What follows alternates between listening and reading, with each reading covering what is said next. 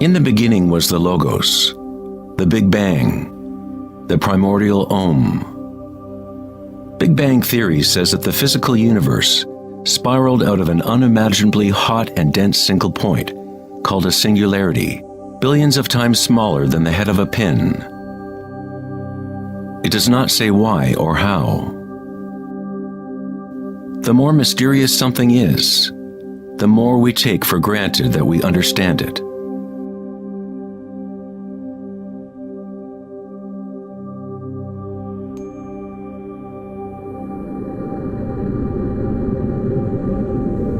It was thought that eventually gravity would either slow the expansion or contract the universe in a big crunch.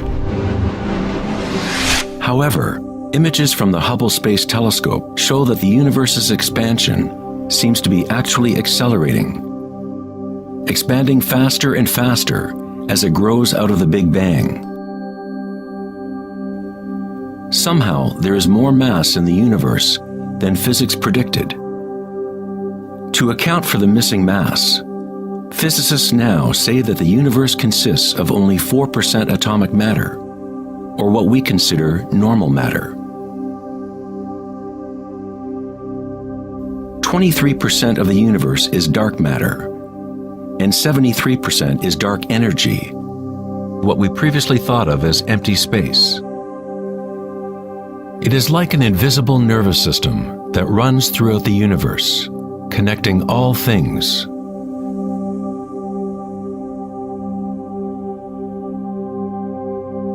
The ancient Vedic teachers taught Nada Brahma, the universe is vibration. The vibratory field is at the root of all true spiritual experience and scientific investigation. It is the same field of energy that saints, Buddhas, yogis, mystics, priests, shamans, and seers have observed by looking within themselves.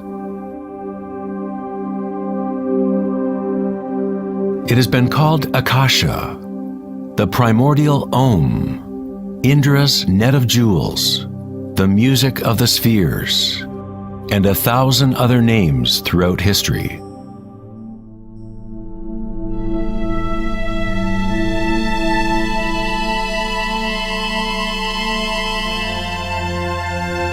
It is the common root of all religions.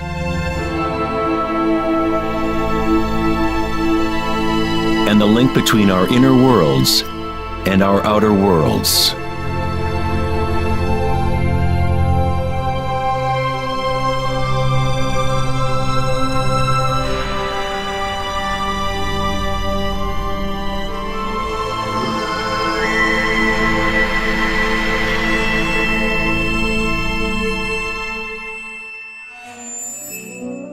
In Mahayana Buddhism in the 3rd century, they described a cosmology not unlike the most advanced physics of modern day. Indra's net of jewels is a metaphor used to describe a much older Vedic teaching, which illustrates the way the fabric of the universe is woven together. Indra, the king of the gods, gave birth to the sun and moves the winds and the waters. Imagine a spider web that extends into all dimensions. The web is made up of dewdrops, and every drop contains the reflection of all the other water drops. And in each reflected dewdrop, you will find the reflections of all the other droplets. The entire web in that reflection, and so on to infinity. Indra's web could be described as a holographic universe, where even the smallest stream of light contains the complete pattern of the whole.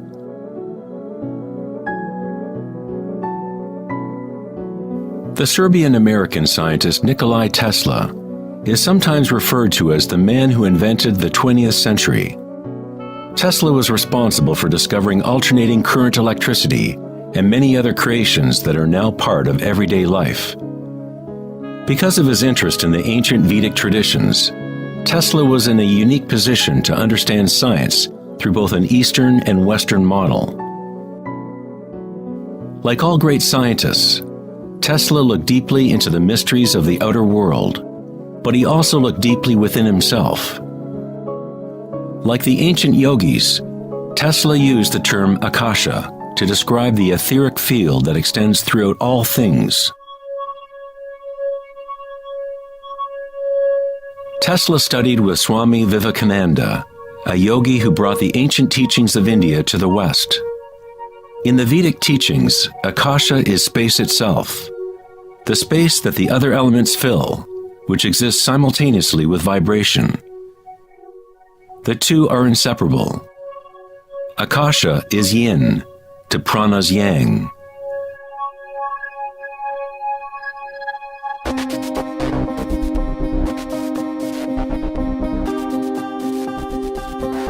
A modern concept that can help us to conceptualize akasha, or the primary substance, is the idea of fractals.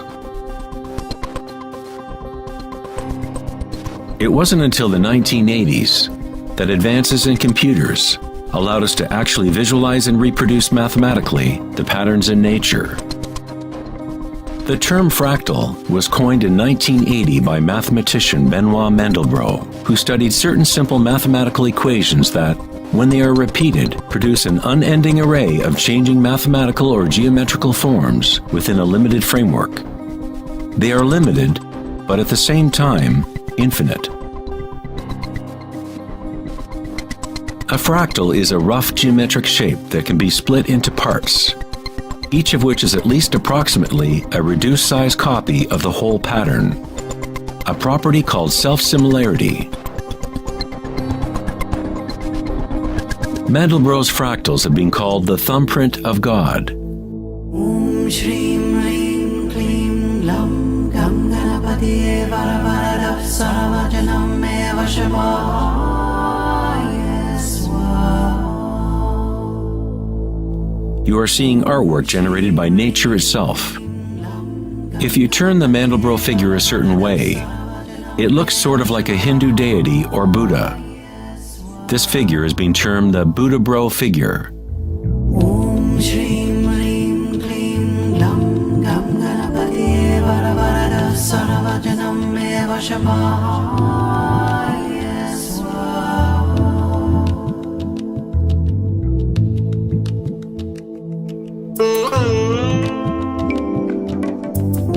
If you look at some forms of ancient art and architecture, you will see that humans have long associated beauty and the sacred with fractal patterns.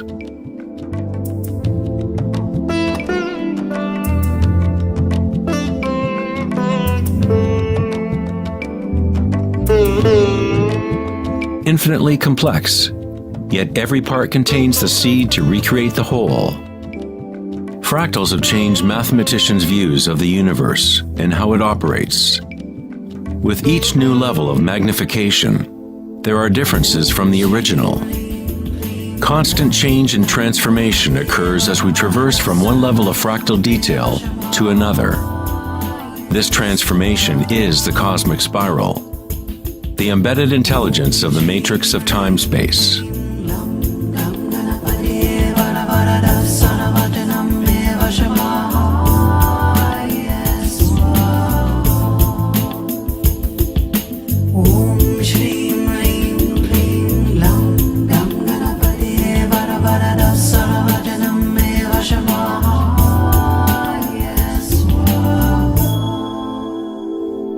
Fractals are inherently chaotic, full of noise and order. When our minds recognize or define a pattern, we focus on it, as if it is a thing. We try to find the patterns we see as beautiful, but in order to hold the pattern in our minds, we must push away the rest of the fractal.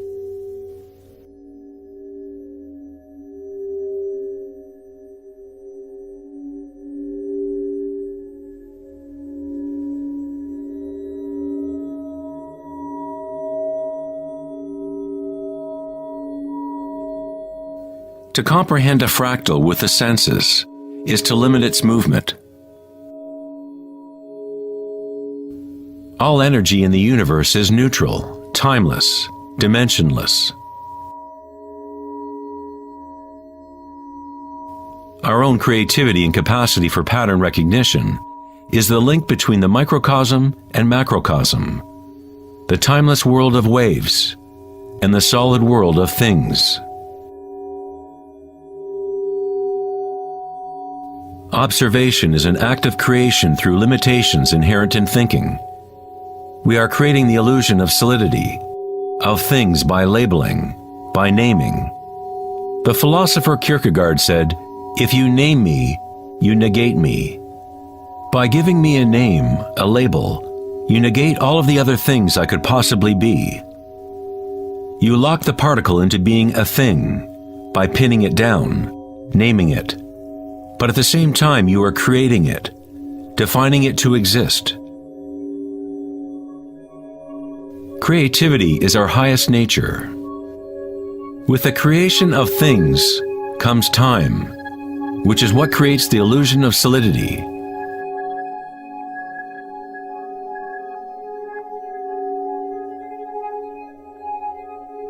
Einstein was the first scientist to realize that what we think of as empty space is not nothing. It has properties. And intrinsic to the nature of space is nearly unfathomable amounts of energy.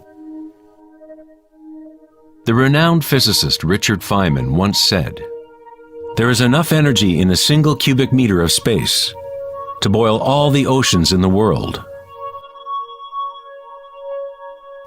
Advanced meditators know that in the stillness lies the greatest power.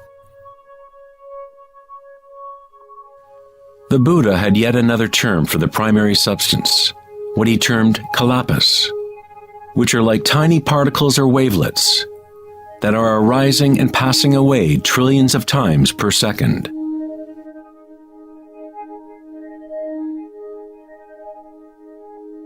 Reality is, in this sense, like a series of frames in a holographic film camera, moving quickly so as to create the illusion of continuity. When consciousness becomes perfectly still, the illusion is understood, because it is consciousness itself that drives the illusion.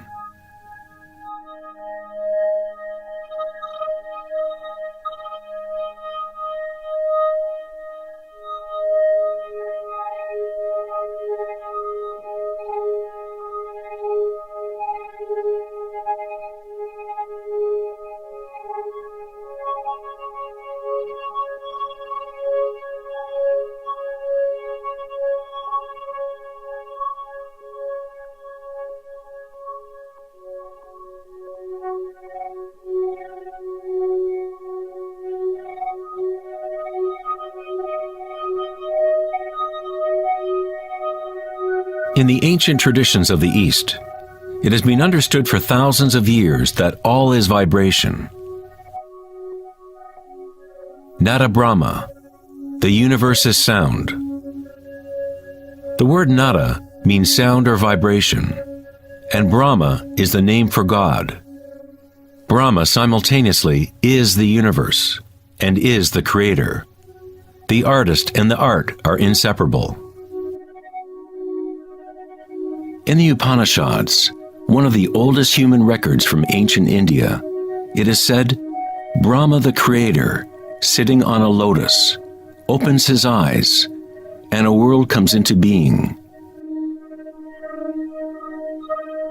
Brahma closes his eyes, and a world goes out of being. Ancient mystics, yogis, and seers have maintained that there is a field at the root level of consciousness. The Akashic field, or the Akashic records, where all information, all experience, past, present, and future, exists now and always. It is this field or matrix from which all things arise, from subatomic particles to galaxies, stars, planets, and all life.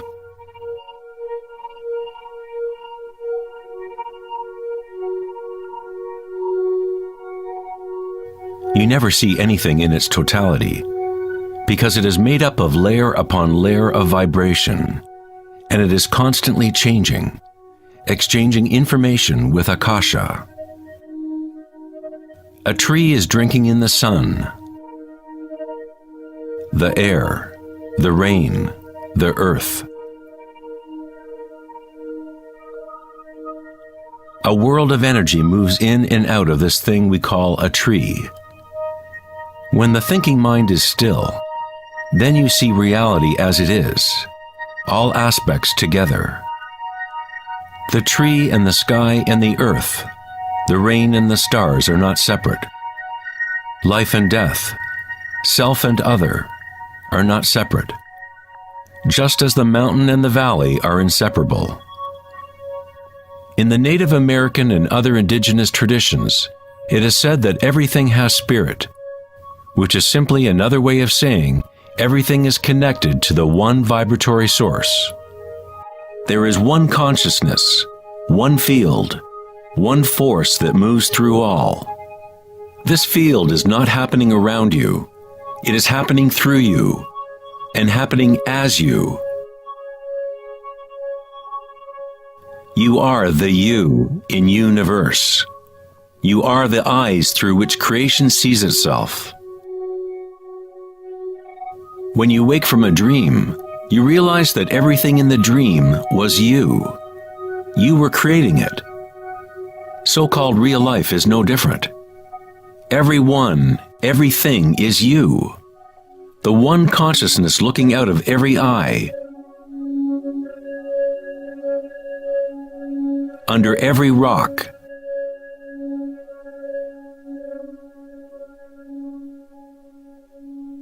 Within every particle.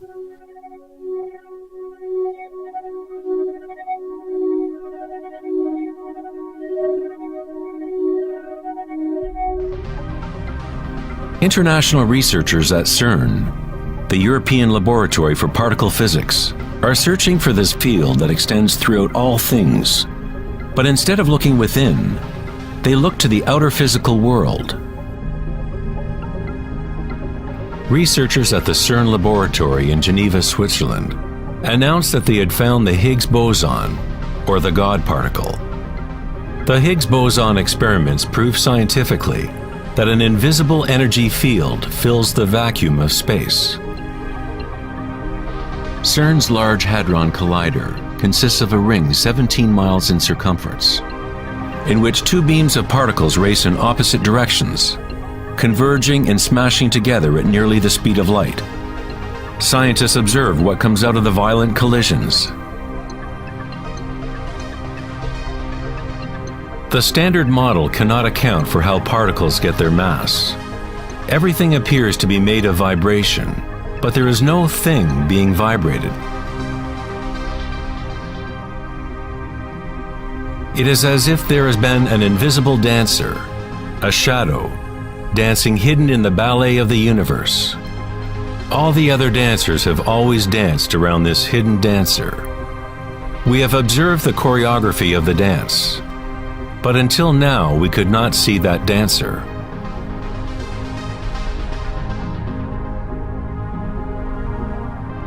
The so-called God particle, the properties of the base material of universe, the heart of all matter which would account for the unexplained mass and energy that drives the universe's expansion.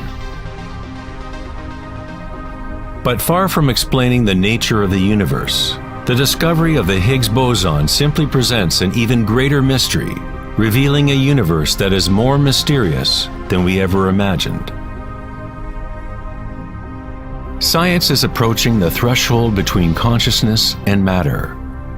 The eye with which we look at the primordial field and the eye with which the field looks at us are one and the same.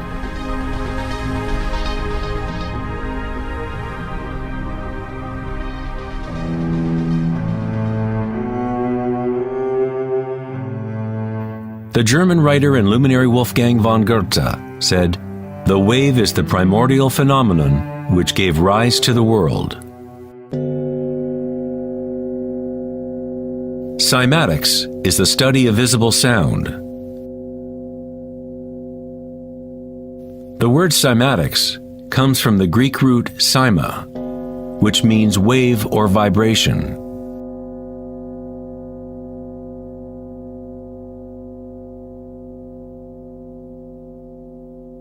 One of the first Western scientists to seriously study wave phenomena was Ernst Chladni, a German musician and physicist who lived in the 18th century.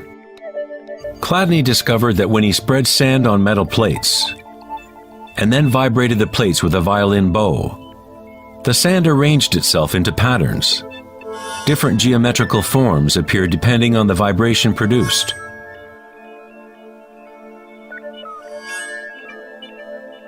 Chladni recorded an entire catalog of these shapes, and they are referred to as Chladni figures. Many of these patterns can be found throughout the natural world, such as the markings of the tortoise, or the spot patterns of a leopard.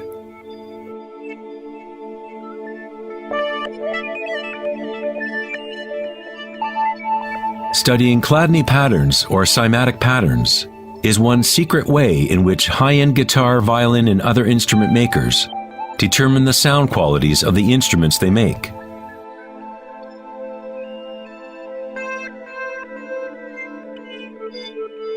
Hans Jenny expanded on Chladni's work in the 1960s.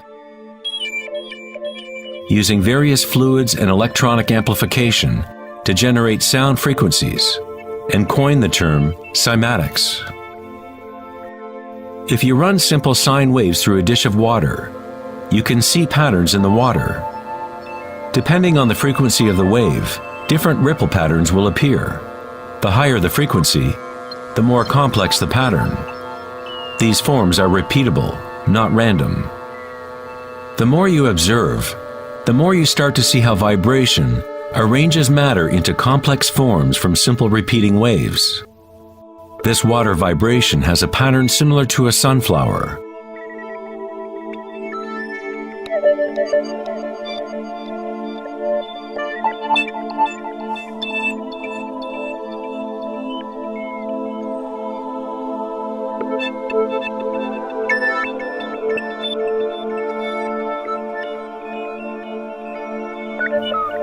Simply by changing the sound frequency, we get a different pattern.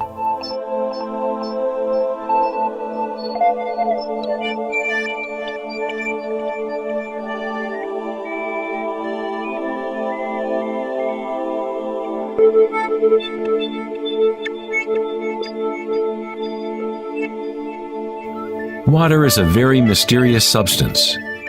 It is highly impressionable. That is, it can receive and hold on to vibration.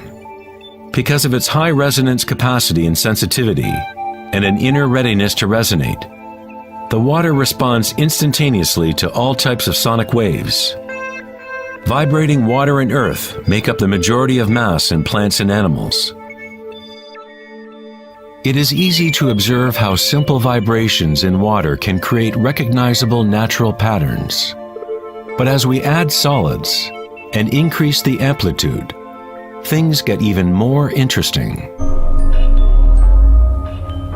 Adding cornstarch to water, we get more complex phenomena.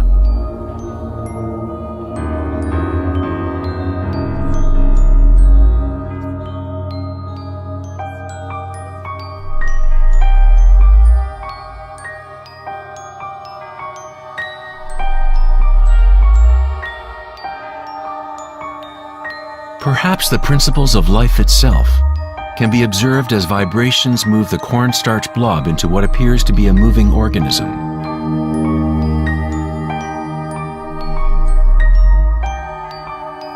The animating principle of the universe is described in every major religion, using words that reflect the understanding of that time in history.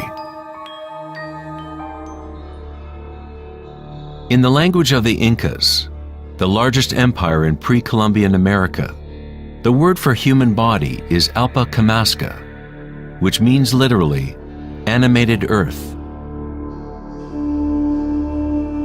In Kabbalah, or Jewish mysticism, they talk about the divine name of God, the name that cannot be spoken.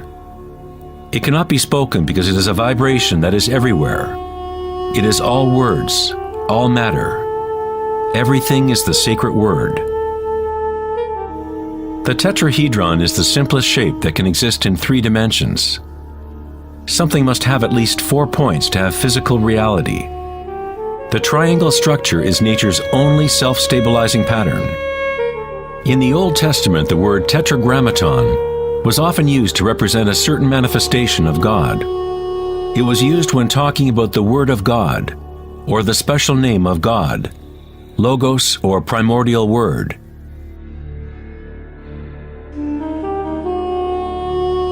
The ancient civilizations knew that at the root structure of the universe was the tetrahedral shape. Out of this shape, nature exhibits a fundamental drive toward equilibrium, Shiva, while it also has a fundamental drive towards change, Shakti.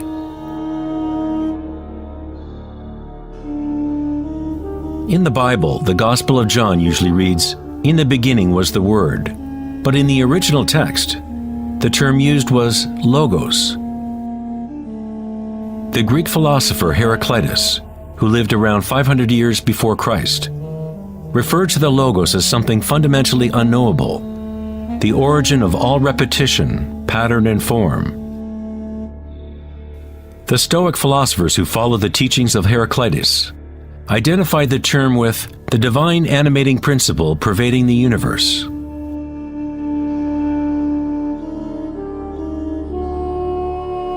In Sufism, the Logos is everywhere and in all things.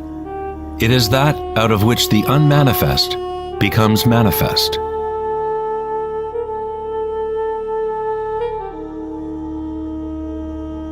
In the Hindu tradition, Shiva Nataraja literally means Lord of the Dance. The whole cosmos dances to Shiva's drum. All is imbued or ensouled with the pulsation. Only as long as Shiva is dancing can the world continue to evolve and change. Otherwise, it collapses back into nothingness.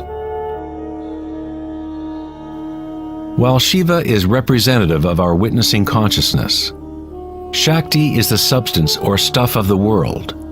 While Shiva lies in meditation, Shakti tries to move him, to bring him into the dance. Like yin and yang, the dancer and the dance exist as one. Logos also means unconcealed truth. He who knows the Logos knows the truth. Many layers of concealment exist in the human world, as Akasha has been swirled into complex structures, concealing the source from itself. Like a divine game of hide and seek, we have been hiding for thousands of years, eventually forgetting about the game completely. We somehow forgot that there was anything to find. In Buddhism, one is taught to directly perceive the Logos, the field of change, or impermanence within oneself through meditation. When you observe your inner world, you observe subtler and subtler sensations and energies as the mind becomes more concentrated and focused. Through the direct realization of anicca, or impermanence at the root level of sensation, one becomes free of attachment to transient external forms. Once we realize there is one vibratory field that is the common root of all religions, how can we say, "my religion," or "this is my primordial Om, my quantum field"?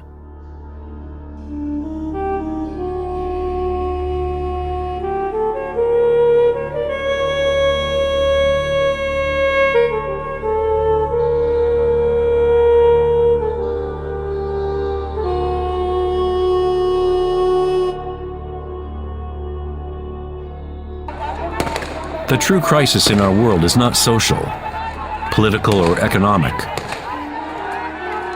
Our crisis is a crisis of consciousness, an inability to directly experience our true nature, an inability to recognize this nature in everyone and in all things.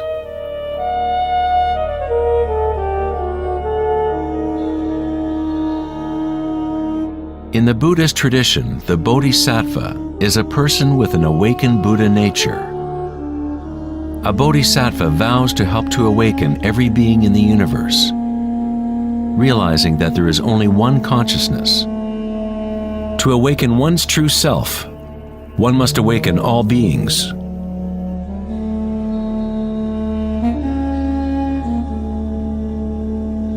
There are innumerable sentient beings in the universe.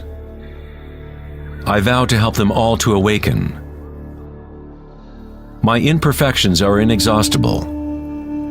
I vow to overcome them all. The Dharma is unknowable. I vow to know it. The way of awakening is unattainable. I vow to attain it.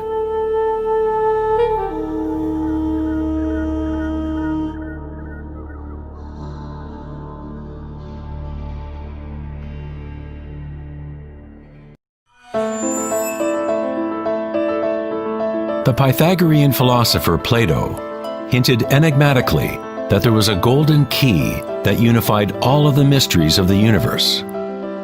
It is this golden key that we will return to time and again throughout our exploration. The golden key is the intelligence of the Logos, the source of the primordial Om. One could say that it is the mind of God. With our limited senses, we are observing only the outer manifestation of the hidden mechanics of self-similarity. The source of this divine symmetry is the greatest mystery of our existence. Many of history's monumental thinkers, such as Pythagoras, Kepler, Leonardo da Vinci, Tesla, and Einstein, have come to the threshold of the mystery. Einstein said, "The most beautiful thing we can experience is the mysterious. It is the source of all true art and science. He to whom this emotion is a stranger, who can no longer pause to wonder and stand wrapped in awe, is as good as dead. His eyes are closed." We are in the position of a little child entering a huge library filled with books in many different languages. The child knows someone must have written those books. It does not know how. It does not understand the languages in which they are written. The child dimly suspects a mysterious order in the arrangement of the books, but doesn't know what it is. That, it seems to me, is the attitude of even the most intelligent human being toward God. We see a universe marvelously arranged and obeying certain laws.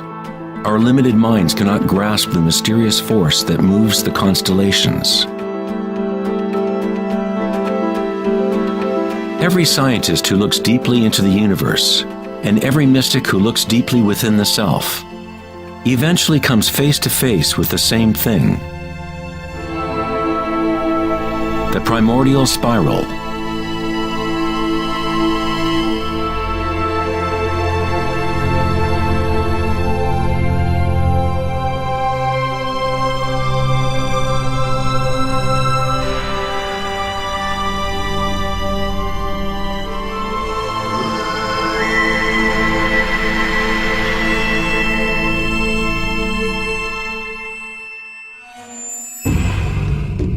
A 1,000 years before the creation of the ancient observatory at Stonehenge, the spiral was a predominant symbol on Earth. Ancient spirals can be found in all parts of the globe. Thousands of ancient spirals such as these can be found all over Europe, North America and New Mexico, Utah, Australia, China, Russia, virtually every indigenous culture on Earth. The ancient spirals symbolize growth, expansion, and cosmic energy embodied within the sun and the heavens. The spiral form is mirroring the macrocosm of the unfolding universe itself. In native traditions, the spiral was the energetic source, the primordial mother. The Neolithic spirals at Newgrange, Ireland date back 5,000 years.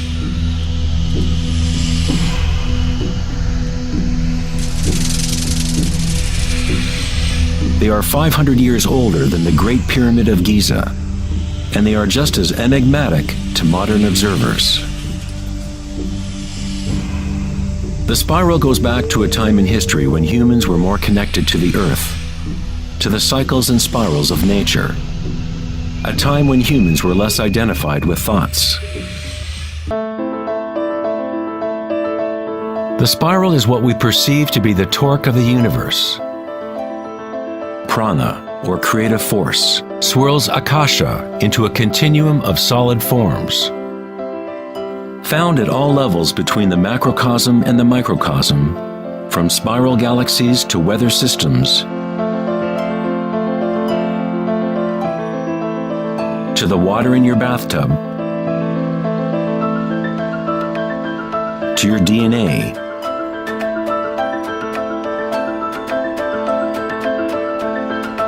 to the direct experience of your own energy. The primordial spiral is not an idea, but rather that which makes all conditions and ideas possible. Various types of spirals and helices are found throughout the natural world. Snails, sea coral,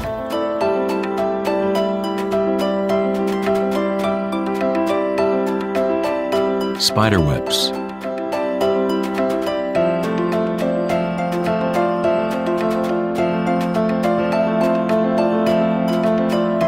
fossils,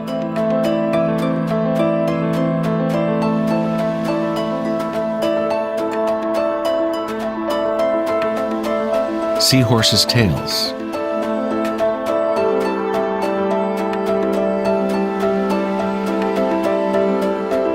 and shells. Many spirals appearing in nature are observable as logarithmic spirals, or growth spirals. As you move out from the center, the spiral sections get exponentially larger. Like Indra's net of jewels, logarithmic spirals are self-similar, or holographic, such that the characteristics of every part are reflected in the whole. 2,400 years ago in ancient Greece, Plato considered continuous geometric proportion to be the most profound cosmic bond. The golden ratio, or divine proportion, was nature's greatest secret. The golden ratio can be expressed as the ratio of A plus B to A is the same as the ratio of A to B. To Plato, the world's soul binds together into one harmonic resonance. The same pentagonal pattern that exists in a starfish or in a slice of okra can be seen in the path of the planet Venus, traced in the night sky over an 8-year period.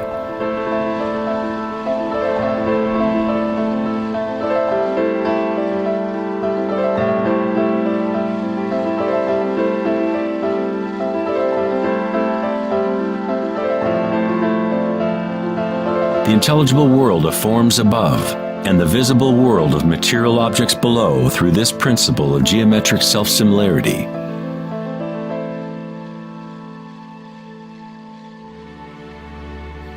From the self-similar spiral patterns of the Romanesco broccoli to the arms of galaxies, logarithmic spirals are a ubiquitous and archetypal pattern.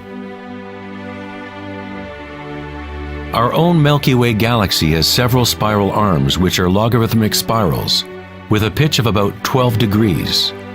The greater the pitch of the spiral, the tighter the turns. When you observe a plant growing in time-lapse video, you witness it dancing with the spiral of life.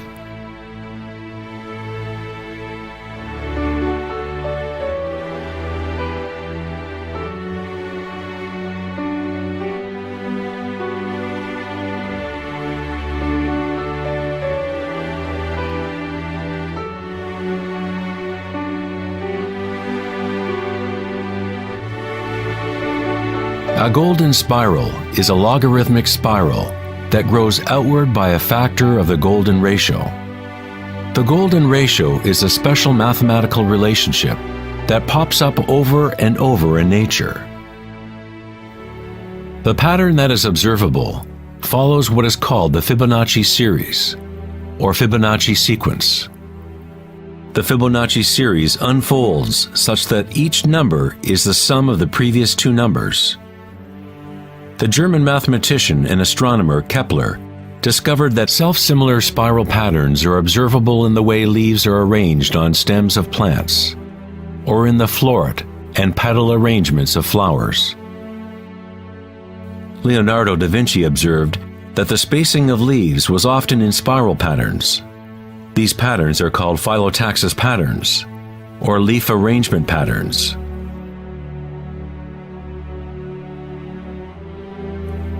Phyllotaxis arrangements can be seen in self-organizing DNA nucleotides.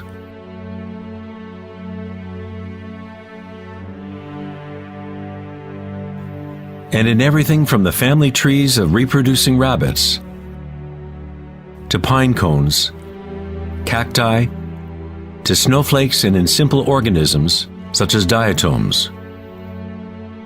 Diatoms are one of the most common types of phytoplankton, single-celled organisms that provide food for countless species throughout the food chain.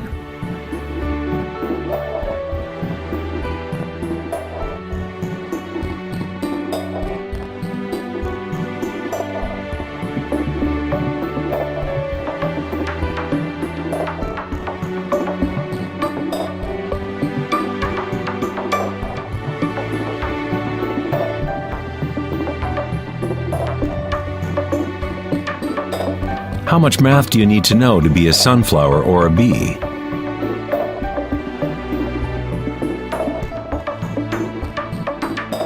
Nature doesn't consult the physics department to grow broccoli. The structuring in nature happens automatically. Scientists in the field of nanotechnology use the term self-assembly to describe the way complexes are formed, such as in the initial hexagonal phase of DNA formation. In nanotechnology engineering, carbon nanotubes are comprised of a similar arrangement of materials. Nature does this type of geometry over and over, effortlessly, automatically, without a calculator. Nature is precise and extremely efficient. According to the famous architect and author Buckminster Fuller, these patterns are a function of time-space. DNA and honeycomb are the shape that they are for the same reason a bubble is round. It is the most efficient shape, requiring the least amount of energy. Space itself has shape, and allows only certain configurations for matter, always defaulting to what is most efficient. These patterns are the strongest and most efficient way to build architectural structures, such as geodesic domes.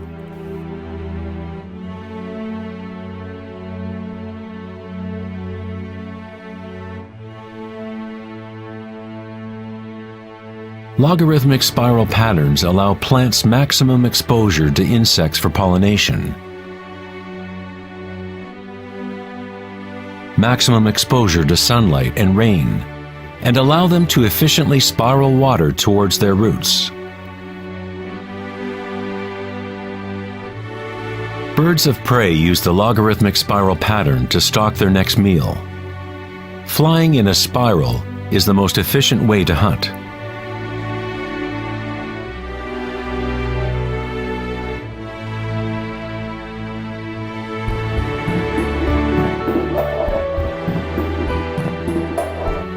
One's ability to see the spiral of life dancing akasha into material form is related to one's ability to see beauty and symmetry in nature.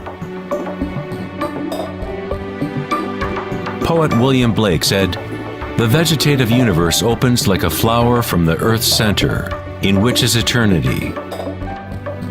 It expands from stars to the mundane shell, and there it meets eternity again, both within and without."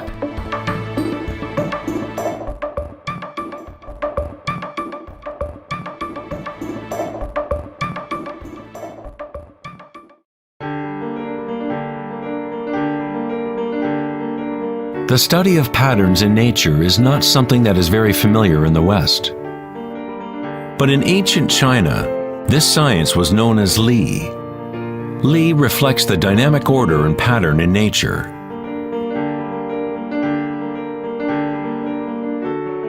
But it is not pattern thought of as something static, frozen, or unchanging, like a mosaic.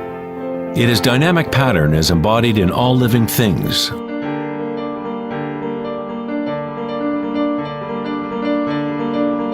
The arteries of leaves, the markings of the tortoise and the vein patterns on rocks are all expressions of nature's secret language in art. The labyrinth is one of many Li patterns.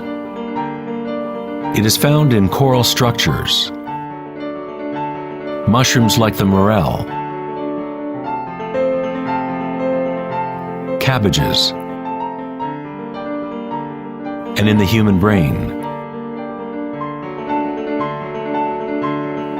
The cellular pattern is another common form in nature.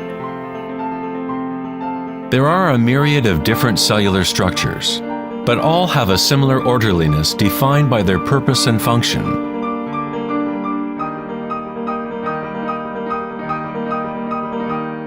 It is easy to be mesmerized with the constant play of forms. But what is most interesting is that certain archetypal forms seem to be woven into the fabric of nature at all. The branching pattern is another Li pattern, or archetypal pattern, that is observable at all levels and all fractal scales.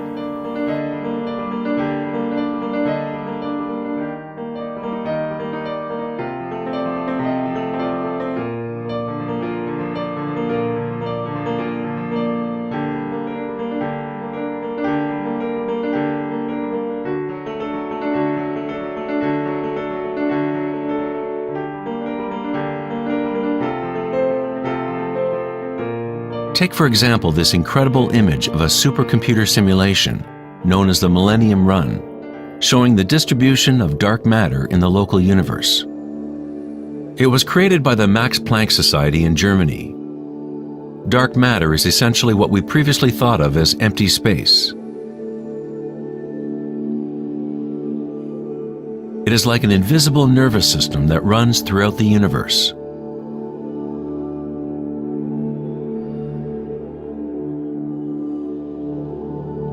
The universe is literally like a giant brain. It is constantly thinking, using a type of dark or hidden energy that science is only starting to understand. Through this immense network, unfathomable energy moves, providing the momentum for the expansion and growth of the universe.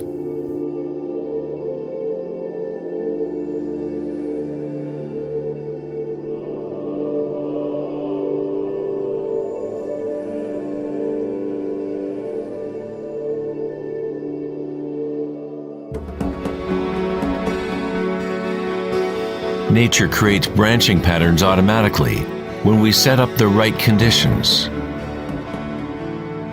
Nature is an art-generating machine or a beauty-creating engine. Here, electricity is being used to grow silver crystal branches. The footage is time-lapsed as they grow over several hours. The crystals form on the aluminum cathode as ions are electrodeposited from a silver nitrate solution. The formation is self-organizing. You are seeing artwork generated by nature itself. Johann Wolfgang von Goethe said, "Beauty is a manifestation of secret natural laws, which otherwise would have been hidden from us forever." In this sense, everything in nature is alive, self-organizing. When higher voltage is used, the fractal branching becomes even more obvious. This is happening in real time.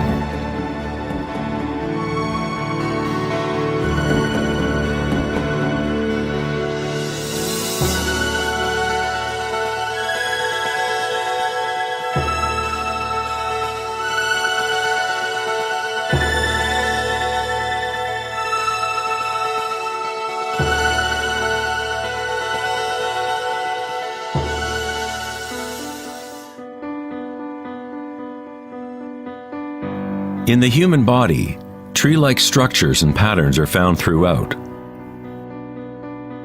There are, of course, the nervous systems that Western medicine knows about.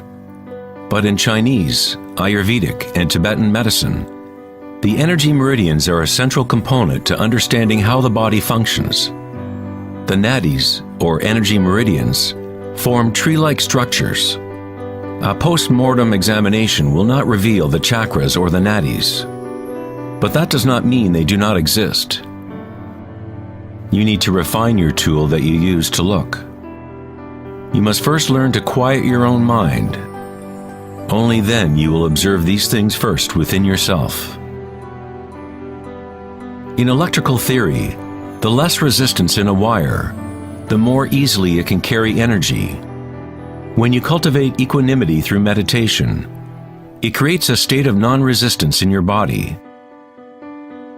Prana, or chi, or inner energy, is simply your inner aliveness. What you feel when you bring your consciousness within the body. The subtle wires within your body that carry prana, the nadis, become able to move more and more pranic energy through the chakras. Your wiring becomes stronger as you use it, as you allow energy to flow. Wherever consciousness is placed, chi or energy will begin to flow and physical connections blossom. Within the brain and nervous system, physical wiring patterns become established by repetition. By continually placing your attention within and lowering resistance to the sensations you are experiencing, you increase your energetic capacity.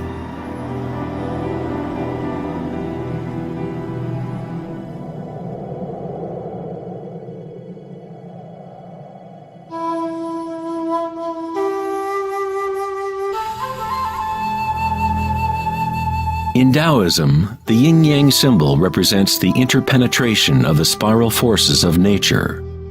The yin-yang is not two and not one. The ancient concept of the hara is represented by a yin-yang, or spiral swirl. It is the power center located in the belly below the navel. Hara means literally sea or ocean of energy. In China, the hara is called the lower dantian. In many forms of Asian martial arts, the warrior with strong hara is said to be unstoppable. In the samurai tradition, one form of ritual suicide, or seppuku, was harakiri, was often mispronounced as harikiri. It means to impale one's hara, thereby cutting off one's chi or energy channel. Moving from this center creates the grounded, graceful movement that you see not only in martial arts,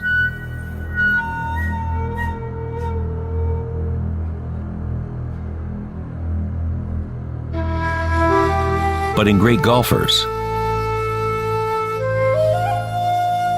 belly dancers,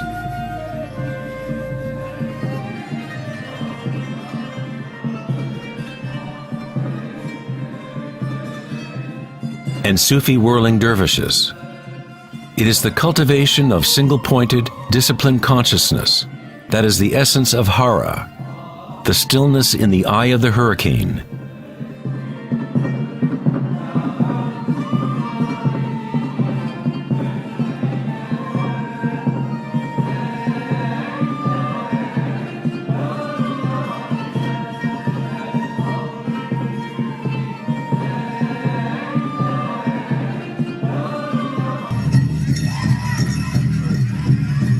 It is the gut instinct and connection to one's energy source.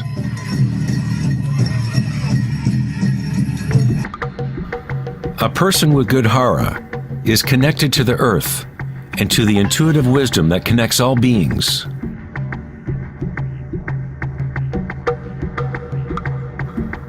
To think with your belly, hara dekanganase, is to tap into your inner wisdom.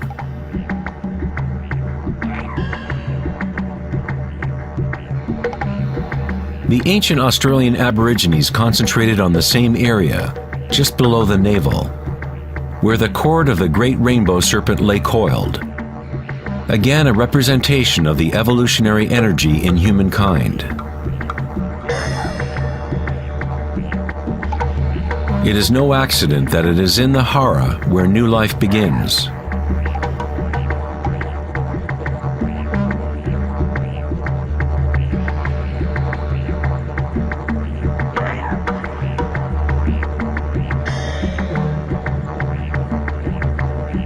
The enteric nervous system, sometimes referred to as the gut brain, is capable of maintaining a complex matrix of connections similar to the brain in the head, with its own neurons and neurotransmitters.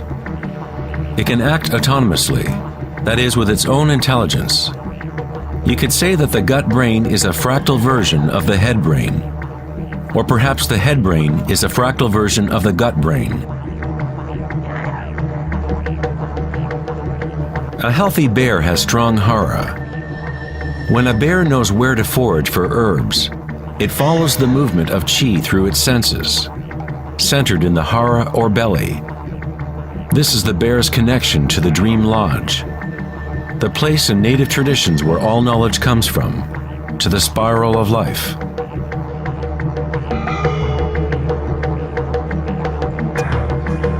But how did ancient peoples know about the spiral, if modern science is just now starting to recognize its significance?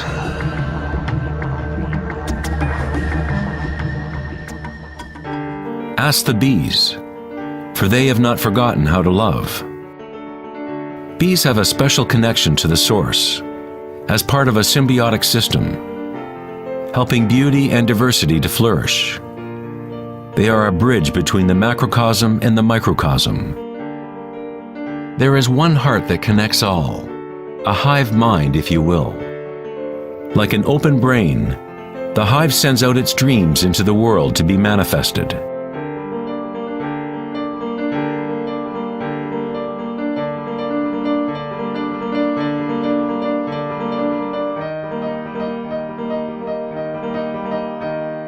In nature, many creatures know how to act in unison, to move with one spirit, one direction.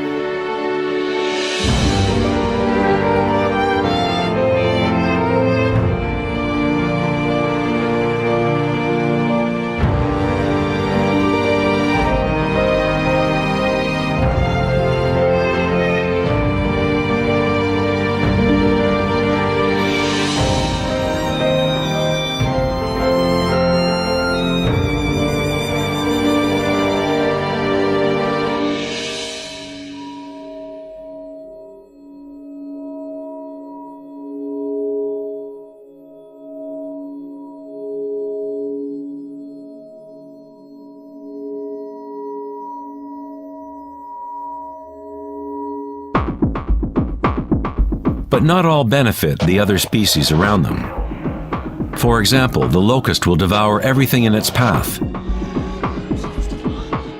A locust has no choice but to act like a locust.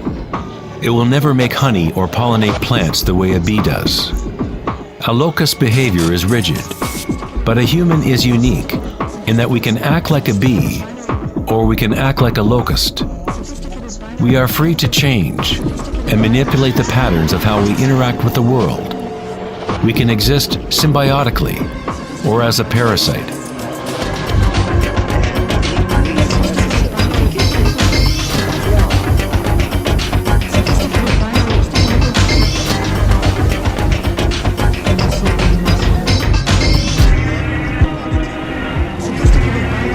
Today, humans try to understand the spiral with the rational mind.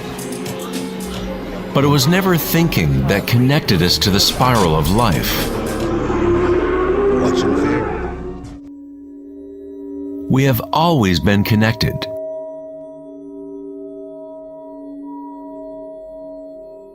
Thinking has been what keeps us in the illusion of separateness, within our own identities.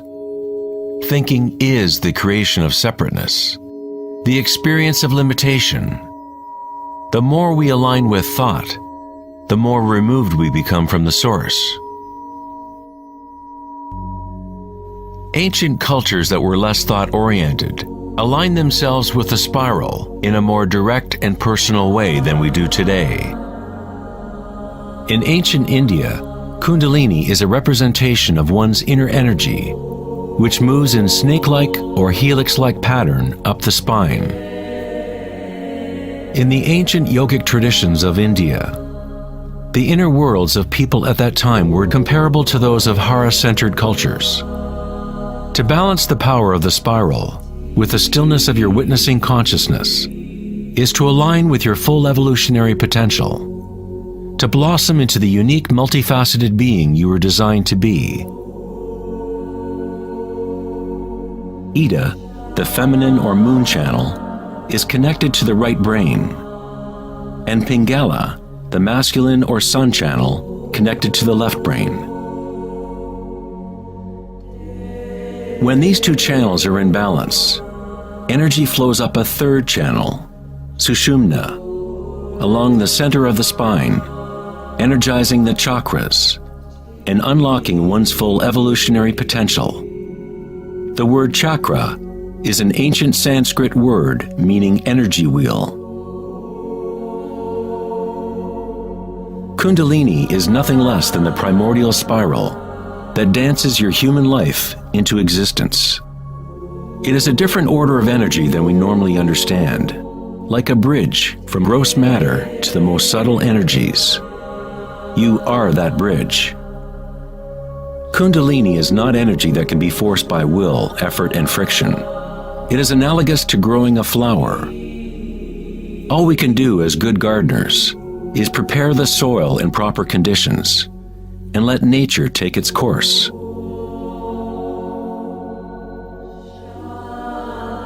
If you force a flower to open prematurely, you will destroy it. It grows with its own intelligence, with its own self-organizing direction. The egoic mind, which fixates on the outer world, is what keeps you from experiencing your true inner vibratory nature. When consciousness is turned within, it becomes like the sun's rays, and the lotus within begins to grow.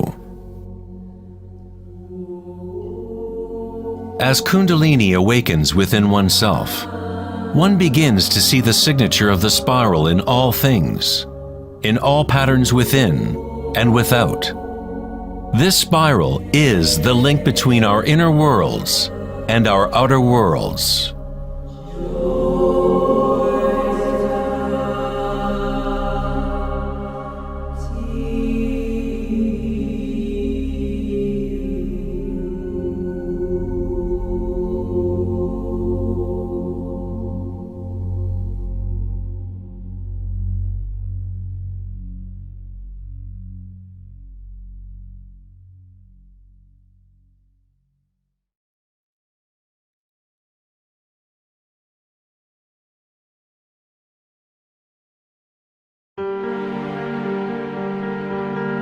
Prior to the dawn of Western civilization in written language, science and spirituality were not two separate things.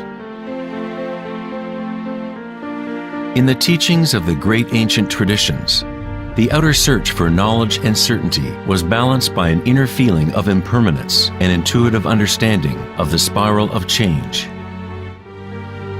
As scientific thinking became more dominant and information multiplied, fragmentation began to occur within our knowledge systems. Increased specialization meant that fewer people were capable of seeing the big picture, of feeling and intuiting the aesthetic of the system as a whole. No one was asking, is all this thinking good for us?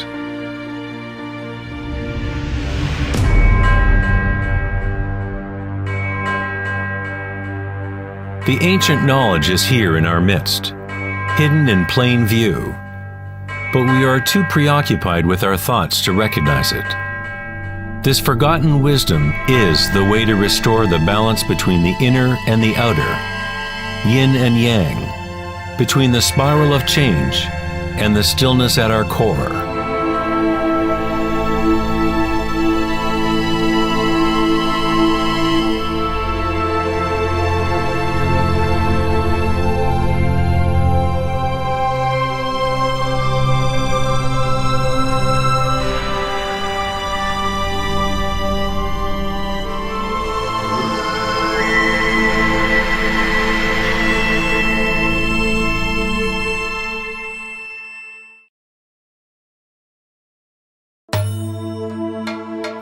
In Greek legend, Asclepius was the son of Apollo and the god of healing. His wisdom and skills at healing were unsurpassed, and he is said to have discovered the secret of life and death itself. In ancient Greece, the Asclepian healing temples recognized the power of the primordial spiral, which is symbolized by the rod of Asclepius. Hippocrates, the father of medicine, whose oath still forms the moral code of the medical profession, was said to have received his training at an Asclepian temple. To this day, this symbol of our evolutionary energy remains as the logo for the American Medical Association and other medical organizations worldwide.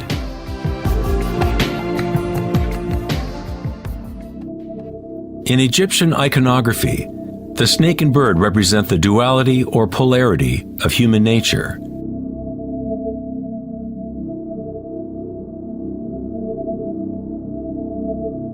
The snake, the downward direction, is the manifested spiral, the evolutionary energy of the world.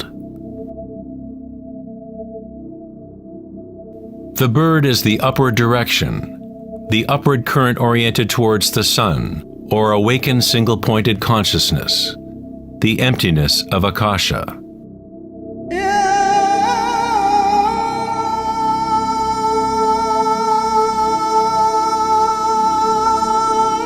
Pharaohs and gods are depicted with awakened energy, whereby the Kundalini snake moves up the spine and pierces Ajna chakra between the eyes.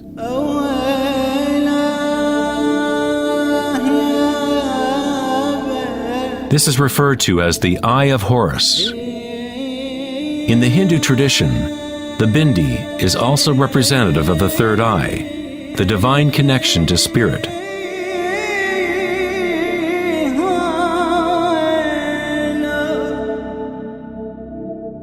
King Tutankhamun's mask is a classic example showing both the snake and bird motifs.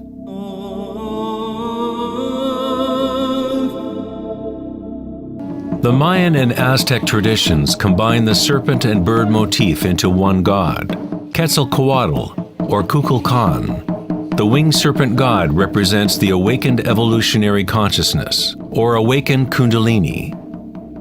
The person who awakens Quetzalcoatl within themselves is a living manifestation of the divine. It is said that Quetzalcoatl, or serpent energy, shall return at the end of time.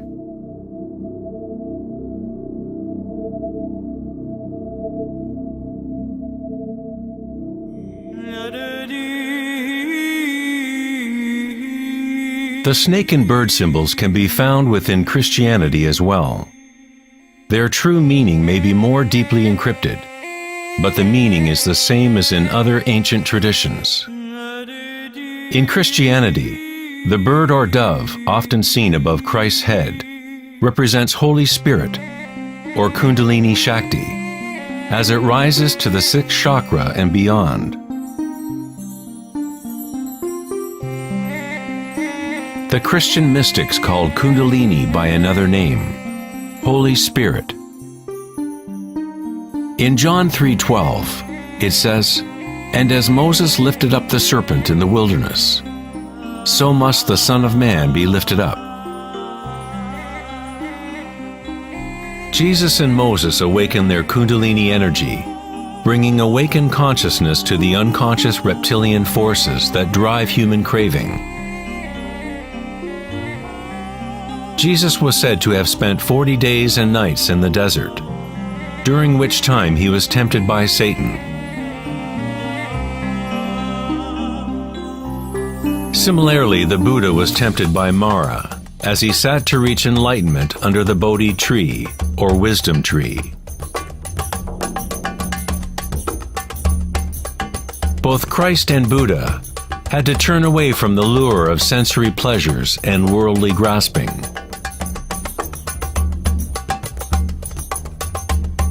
In each story, the demon is the personification of one's own attachments.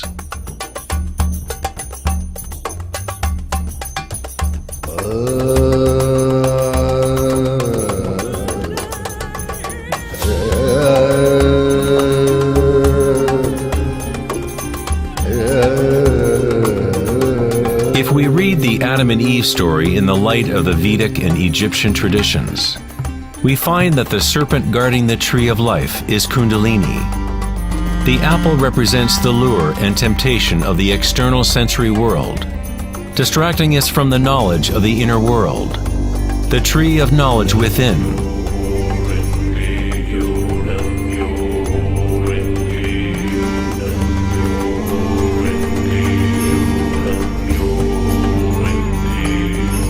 The tree is simply the network of nadis, or energy meridians within ourselves, which literally form tree-like structures throughout the body.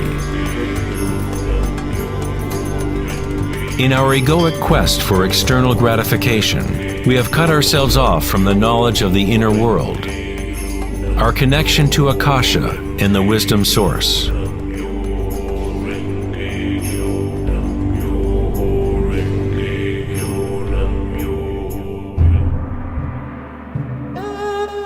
Many of the world's historical myths about dragons can be read as metaphors for the inner energies of the cultures in which they are embedded. In China, the dragon is still a sacred symbol representing happiness. Like the Egyptian pharaohs, ancient Chinese emperors who had awakened their evolutionary energies were represented by the winged snake or dragon. The royal totem of the Jade Emperor, or Celestial Emperor, shows a balance similar to Ida and Pingala. The yin and yang of Taoism, awakening the pineal center, or what in Taoism is called the upper dantian.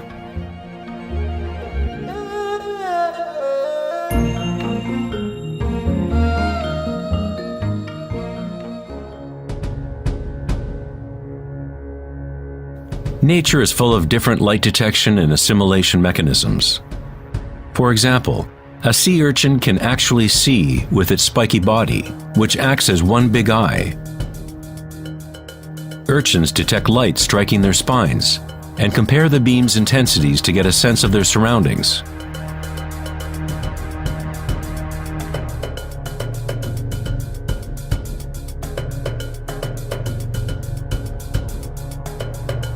Green iguanas and other reptiles have a parietal eye or pineal gland on top of their heads, which they use to detect predators from above.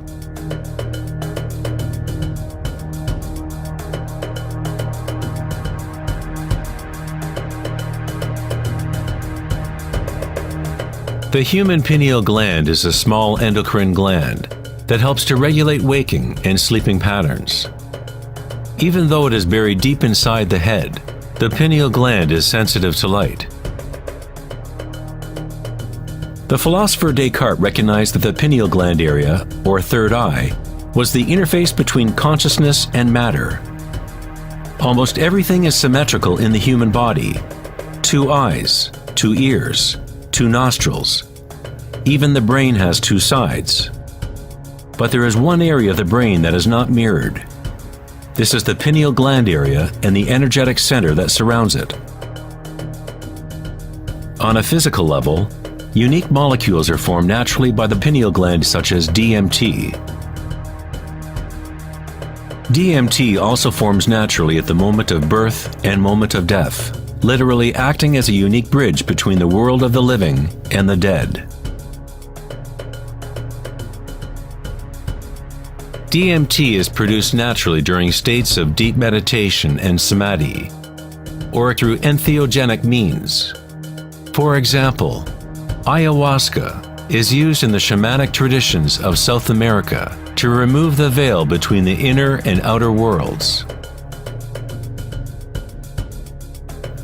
The word pineal itself has the same root as pine cone, because the pineal gland exhibits a similar spiral phyllotaxis pattern. This pattern, also known as the flower of life pattern, is common in ancient artwork depicting enlightened or awakened beings. When the pinecone image is seen in sacred artwork, it represents the awakened third eye, single-pointed consciousness, directing the flow of evolutionary energy. The pinecone represents the flowering of the higher chakras, which are activated as Sushumna rises to the Ajna chakra and beyond. In Greek mythology, the worshippers of Dionysus carried a thyrsus, or giant staff, wrapped with spiraling vines topped with a pine cone, again representing Dionysian energy, or Kundalini Shakti, as it travels up the spine to the pineal body at the sixth chakra.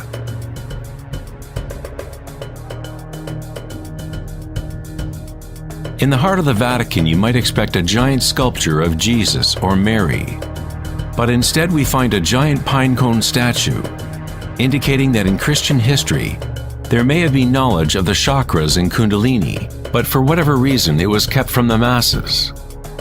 The official church explanation is that the pine cone is a symbol of regeneration and represents new life in Christ.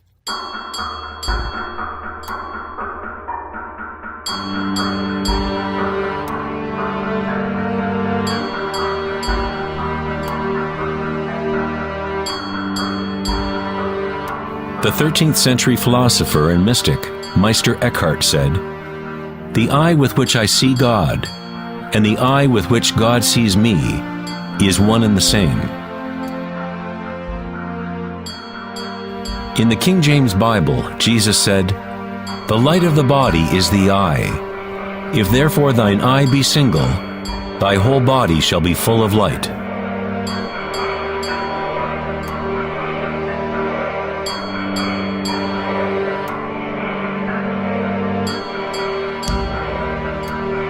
The Buddha said, "The body is an eye." In a state of samadhi, one is both the seer and the seen. We are the universe aware of itself.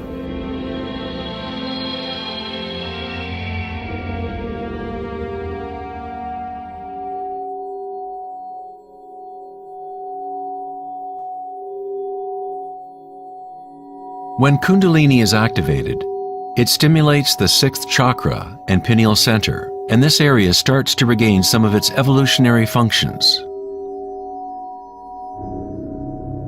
Darkness meditation has been used for thousands of years as a way to activate the sixth chakra in the area of the pineal gland. Activation of this center allows a person to be able to see their inner light. Whether it is the proverbial yogi or shaman retreating deep into a cave, or Taoist or Mayan initiate, or a Tibetan monk, all traditions incorporate a period of time during which one goes into the darkness. The pineal gland is the gateway to being able to experience one's subtle energy directly. The philosopher Nietzsche said, "If you stare into the abyss long enough, eventually you find the abyss stares back at you."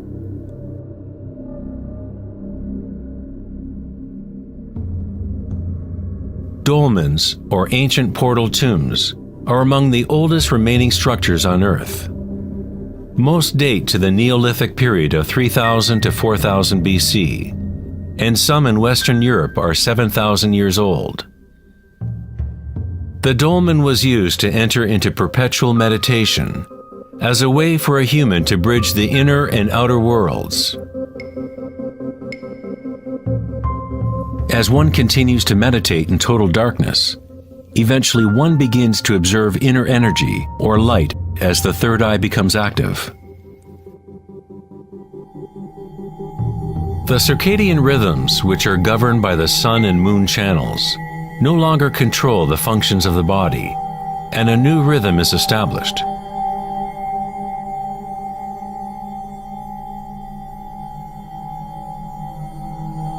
The seventh chakra, for thousands of years, has been represented by the Om symbol, a symbol which is constructed by Sanskrit signs representing the elements.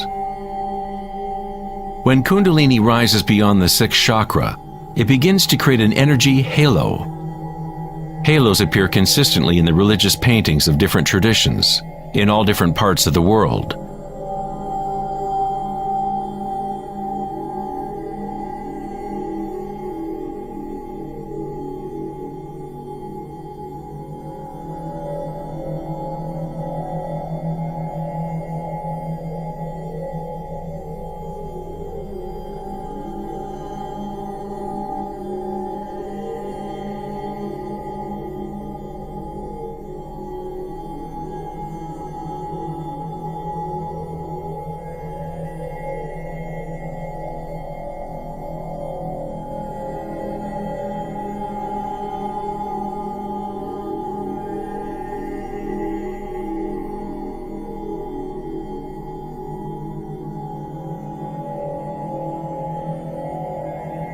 The halo, or the depiction of an energy signature around an awakened being, is common to virtually all religions in all parts of the world. The evolutionary process of awakening the chakras is not the property of one group or one religion. It is the birthright of every human being on the planet.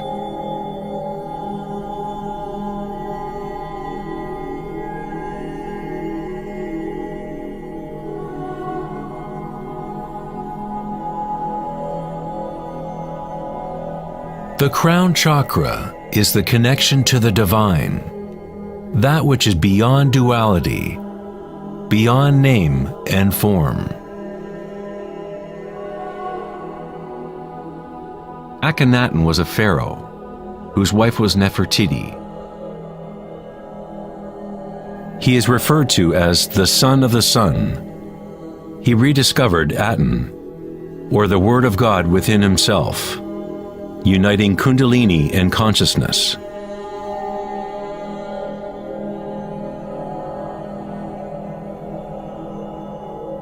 In Egyptian iconography, once again the awakened consciousness is represented by the solar disk, seen above the heads of gods or awakened beings.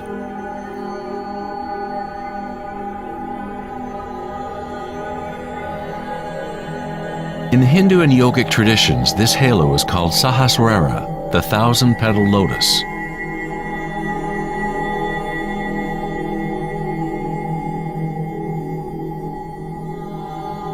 The Buddha is associated with the symbol of the lotus. The phyllotaxis pattern is the same pattern as can be found in a blooming lotus. It is the flower of life pattern, the seed of life. It is the fundamental pattern into which all forms fit. It is the very shape of space itself, or a quality inherent to Akasha.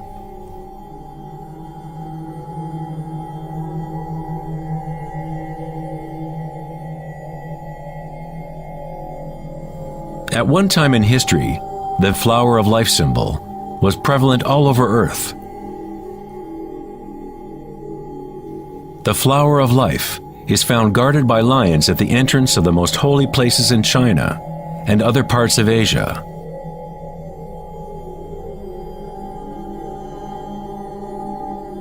The 64 hexagrams of the I Ching often surround a yin-yang symbol, which is yet another way of representing the flower of life. Within the flower of life is the geometric basis for all of the Platonic solids, essentially every form that can exist. The ancient flower of life begins with the geometry of the Star of David, or upward and downward facing triangles. Or in 3D, these would be tetrahedral structures. This symbol is a yantra, a sort of program that exists within the universe, the machine that is generating our fractal world. Yantras have been used as tools for awakening consciousness for thousands of years. The visual form of the yantra is an external representation of an inner process of spiritual unfolding. It is the hidden music of the universe made visible, comprised of intersecting geometrical forms and interference patterns.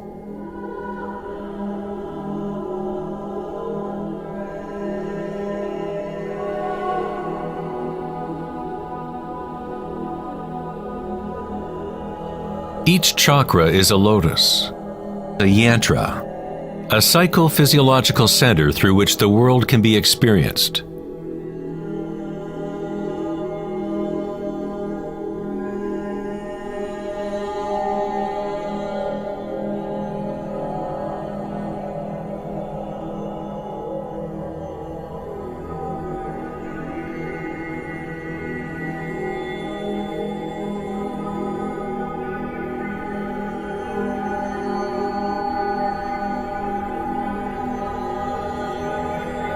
A traditional yantra, such as can be found in the Tibetan tradition, is invested with rich layers of meaning, sometimes incorporating a complete cosmology and worldview. The yantra is a constantly evolving pattern which works through the power of repetition or iteration of a cycle. The power of the yantra is all but lost in today's world because we seek meaning only in the external form, and we do not connect it to our inner energies through intention.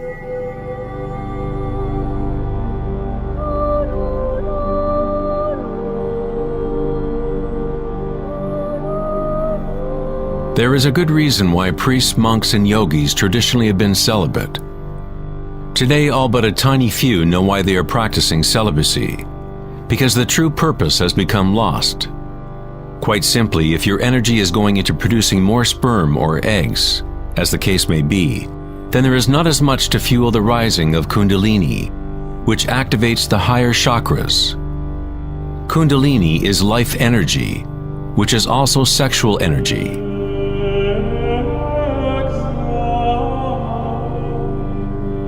When awareness becomes less focused on animal urges and is put into the objects reflective of the higher chakras, that energy flows up the spine and to those chakras.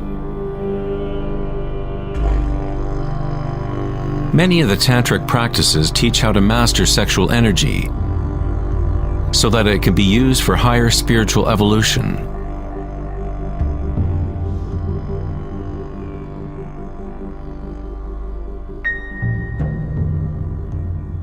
Your state of consciousness creates the right conditions for your energy to be able to grow. Entering a state of consciousness takes no time. As Eckhart Tolle says, awareness and presence always happen in the now. If you are trying to make something happen, then you are creating resistance to what is. It is the removing of all resistance that allows evolutionary energy to unfold. In the ancient yogic tradition, yoga postures were used to prepare the body for meditation. Hatha yoga was never intended solely as an exercise regime, but as a way to link one's inner and outer worlds. The Sanskrit word hatha means sun, ha, and moon, tha. In the original Yoga Sutras of Patanjali, the purpose of the 8 limbs of yoga are the same as the Buddha's Eightfold Path: to liberate one from suffering. When the polarities of the dual world are in balance, a third thing is born. We find the mysterious golden key that unlocks the evolutionary forces of nature. This synthesis of the sun and moon channels is our evolutionary energy.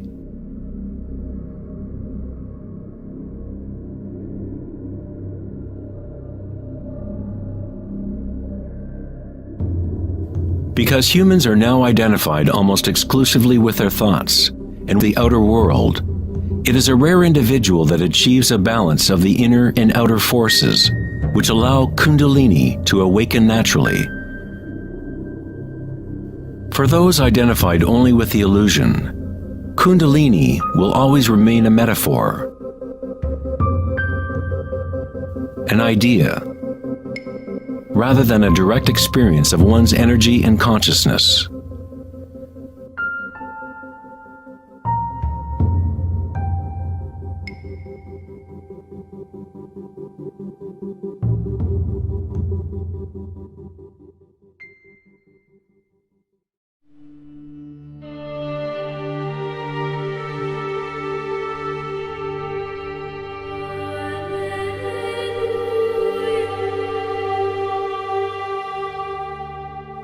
Life, liberty, and the pursuit of happiness.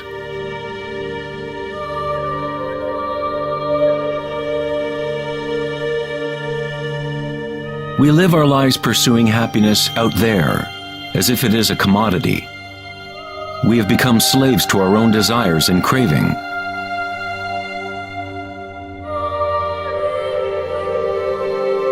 Happiness is not something that can be pursued or purchased like a cheap suit. This is Maya, illusion, the endless play of form. In the Buddhist tradition, samsara, or the endless cycle of suffering, is perpetuated by the craving of pleasure, and aversion to pain.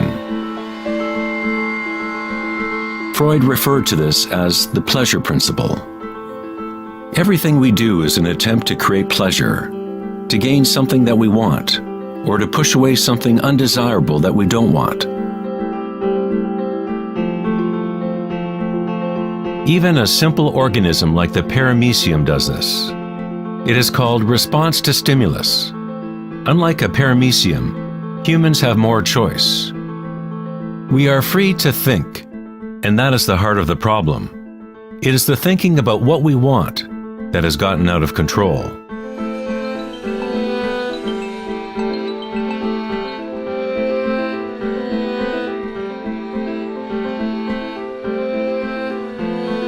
Safety systems armed.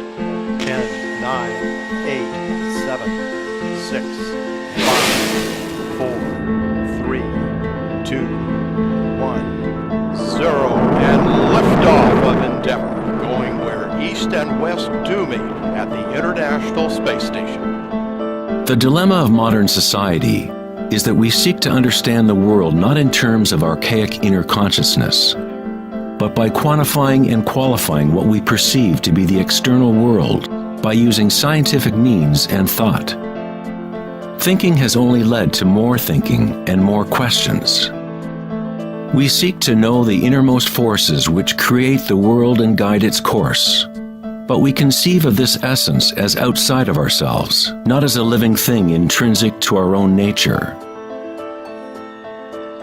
It was the famous psychiatrist Carl Jung who said, "One who looks outside dreams. One who looks inside awakes."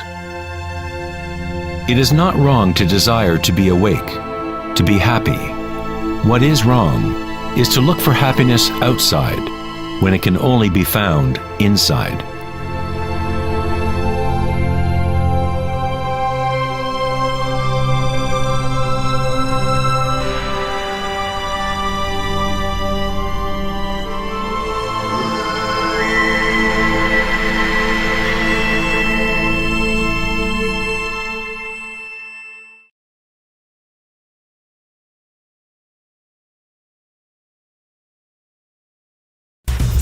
On August 4th, 2010, at the Techonomy Conference in Lake Tahoe, California, Eric Schmidt, CEO of Google, mentioned an astounding statistic.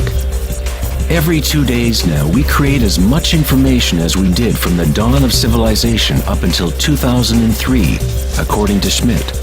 That's something like 5 exabytes of data. Never in human history has there been so much thinking, and never has there been so much turmoil on the planet. Could it be that every time we think of a solution to one problem, we create 2 more problems? What good is all this thinking if it doesn't lead to greater happiness?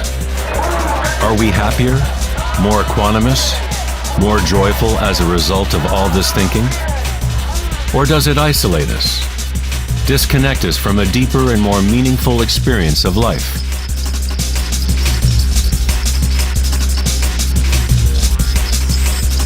Thinking, acting, and doing must be brought into balance with being.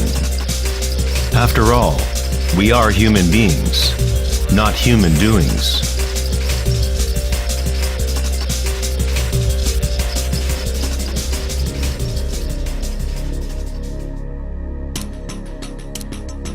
We want change, and we want stability at the same time. Our hearts have become disconnected from the spiral of life, the law of change, as our thinking minds drive us towards stability, security, and pacification of the senses. With a morbid fascination, we watch killings, tsunamis, earthquakes, and wars. We constantly try to occupy our mind, fill it with information. TV shows streaming from every conceivable device, games and puzzles, text messaging, and every possible trivial thing. We let ourselves become mesmerized with the endless stream of new images, new information, new ways to tantalize and pacify the senses. At times of quiet inner reflection, our hearts may tell us that there is more to life than our present reality, that we live in a world of hungry ghosts, endlessly craving and never satisfied.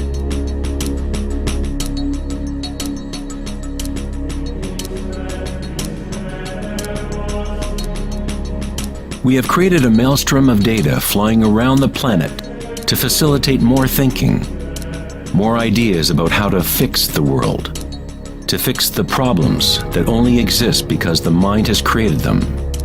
Thinking has created the whole big mess that we are in right now.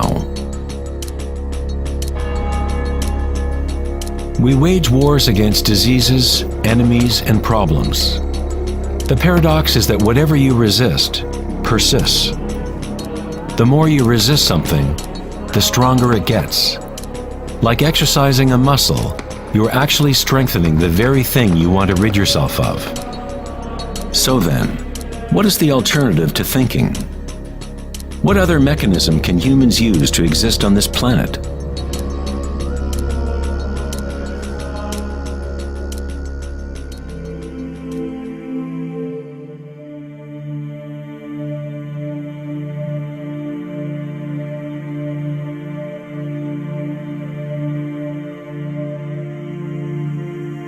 While Western culture in recent centuries has focused on exploring the physical by using thought and analysis, other ancient cultures have developed equally sophisticated technologies for exploring inner space. It is the loss of the connection to our inner worlds that has created imbalance on our planet. The ancient tenet, know thyself, has been replaced with a desire to know and experience the outer world of form. Answering the question, who am I, is not simply a matter of describing what is on your business card.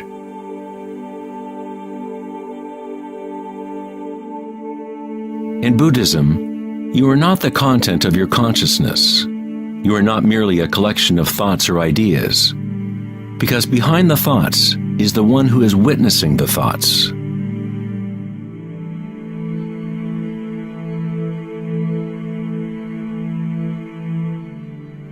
The imperative know thyself is a Zen koan, an unanswerable riddle. Eventually the mind will become exhausted in trying to find an answer, like a dog chasing its tail. It is only the ego identity that wants to find an answer, a purpose. The truth of who you are does not need an answer, because all questions are created by the egoic mind. You are not your mind.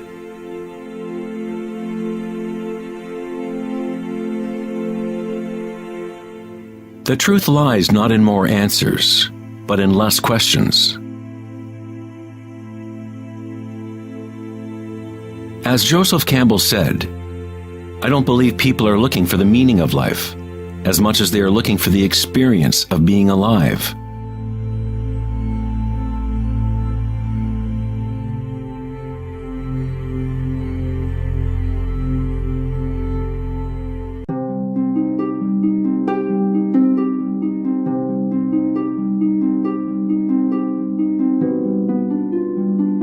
When the Buddha was asked, "What are you?" he said simply, "I am awake." What does this mean, to be awake?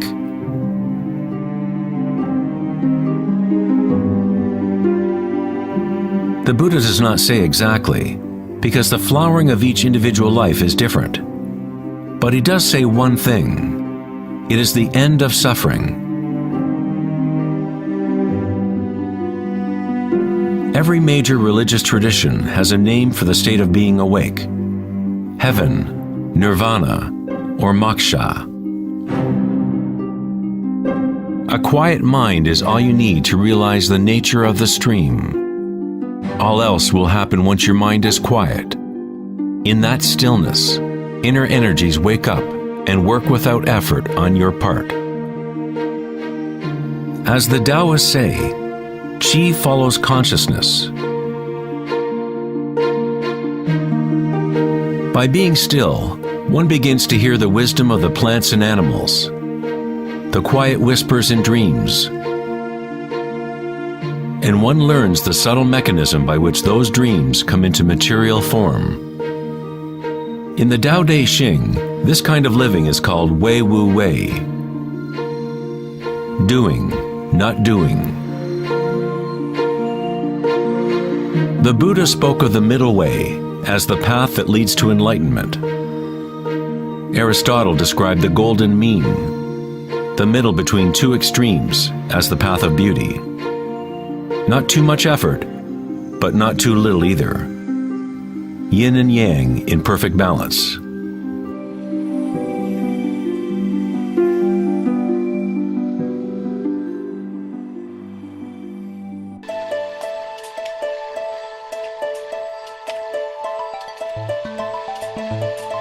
Vedanta's notion of Maya or illusion is that we do not experience the environment itself, but rather a projection of it, created by thoughts.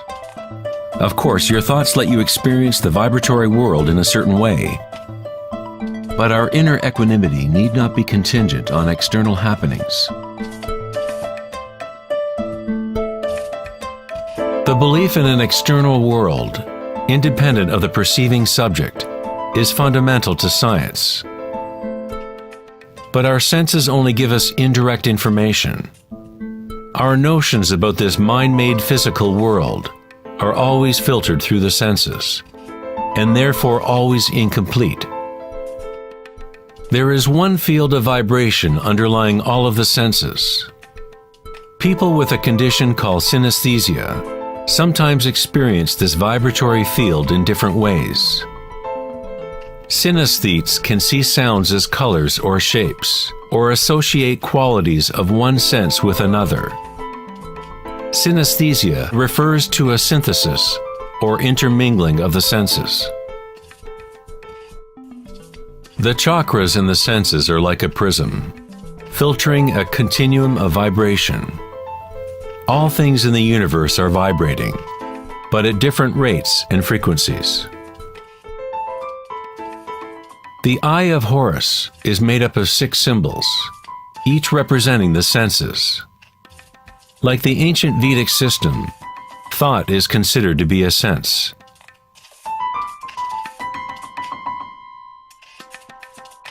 Thoughts are received simultaneously as sensations are experienced on the body. They arise from the same vibratory source. Thinking is simply a tool, one of 6 senses, but we have elevated it to such a high status that we identify ourselves with our thoughts. The fact that we do not recognize thinking as one of the 6 senses is very significant. We are so immersed in thought that trying to explain thought as a sense is like telling a fish about water. Water? What water?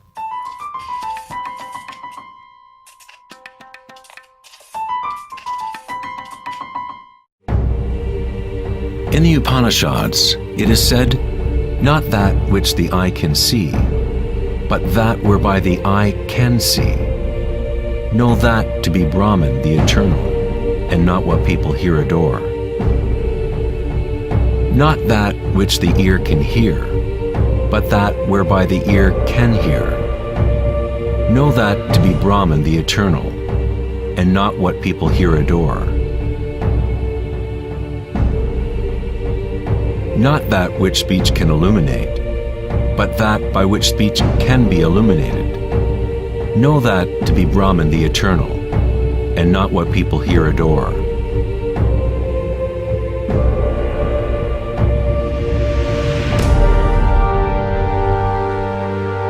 Not that which the mind can think, but that whereby the mind can think. Know that to be Brahman, the eternal, and not what people here adore.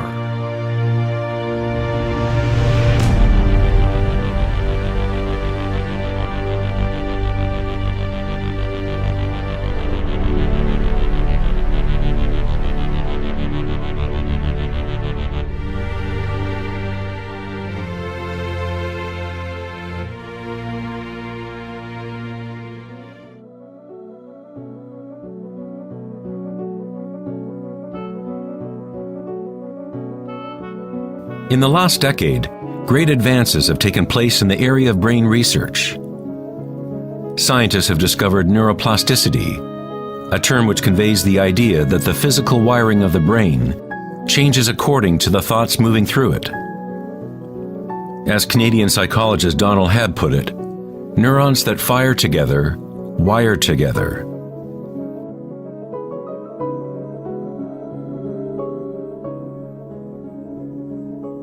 Neurons wire together most when a person is in a state of sustained attention.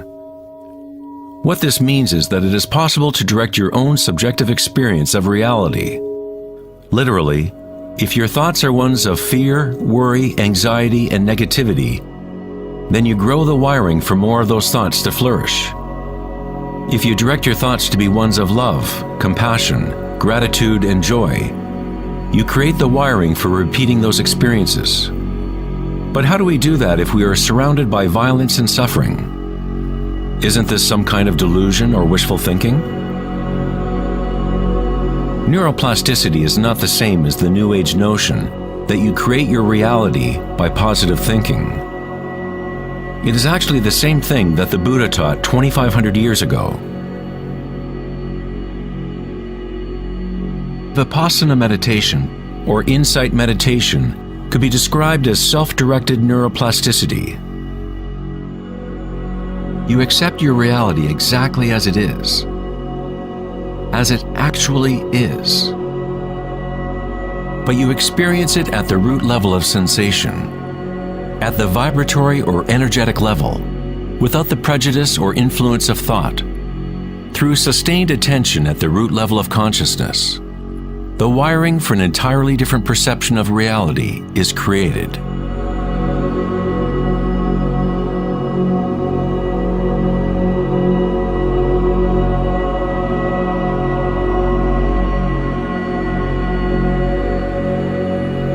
We have got it backwards most of the time. We constantly let ideas about the outer world shape our neural networks. But our inner equanimity need not be contingent on external happenings. Circumstances don't matter.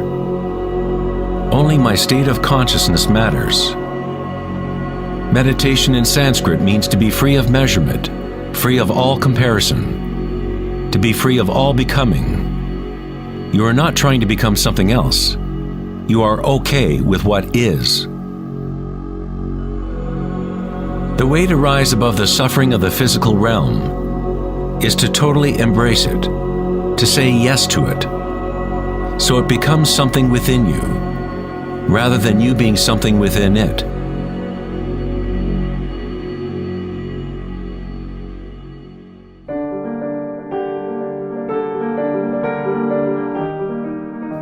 How does one live in such a way that consciousness is no longer in conflict with its content? How does one empty the heart of petty ambitions? There must be a total revolution in consciousness, a radical shift in orientation from the outer world to the inner. It is not a revolution brought about by will or effort alone, but also by surrender, acceptance of reality as it is.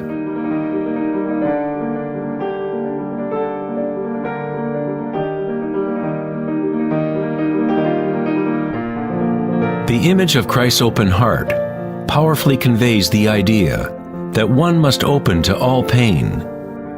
One must accept all if one is to remain open to the evolutionary source. This doesn't mean you become a masochist. You don't look for pain. But when pain comes, which it inevitably does, you simply accept reality as it is, instead of craving some other reality. The Hawaiians have long believed that it is through the heart that we learn truth. The heart has its own intelligence, as distinctly as the brain does. The Egyptians believed that the heart, not the brain, was the source of human wisdom. The heart was considered the center of the soul and the personality. It was through the heart that the divine spoke, giving ancient Egyptians knowledge of their true path. This papyrus depicts the weighing of the heart. It was considered a good thing to go into the afterlife with a light heart. It meant that you had lived well.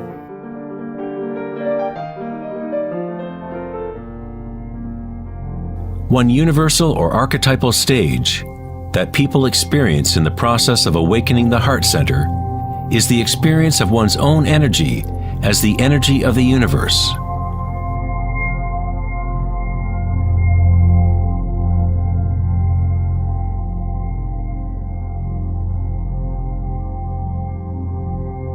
When you allow yourself to feel this love, to be this love, when you connect your inner world with the outer world, then all is one. How does one experience the music of the spheres? How does a heart open?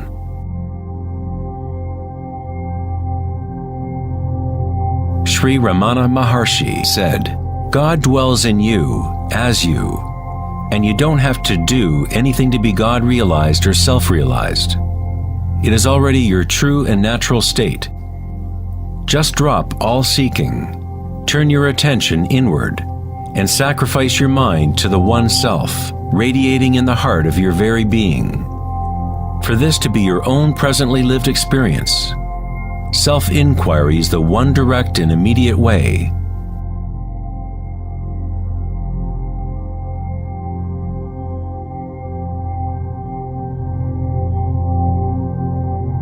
When you meditate and observe sensations within, your inner aliveness, you are actually observing change. This force of change is the arising and passing away as energy changes form. The degree to which a person has evolved or become enlightened is the degree to which one has gained the ability to adapt to each moment, or to transmute the constantly changing human stream of circumstances, pain and pleasure, into bliss.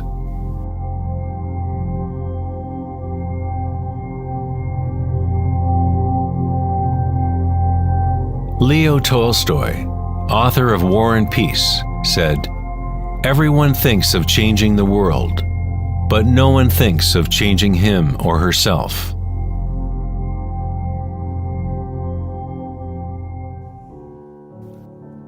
Darwin said the most important characteristic for the survival of a species is not strength or intelligence, but adaptability to change.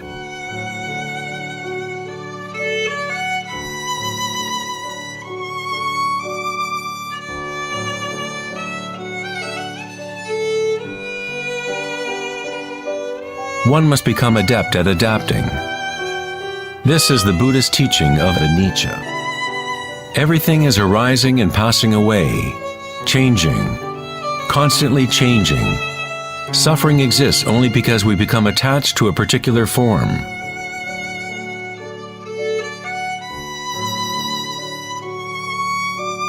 When you connect to the witnessing part of yourself with the understanding of anicca, bliss arises in the heart.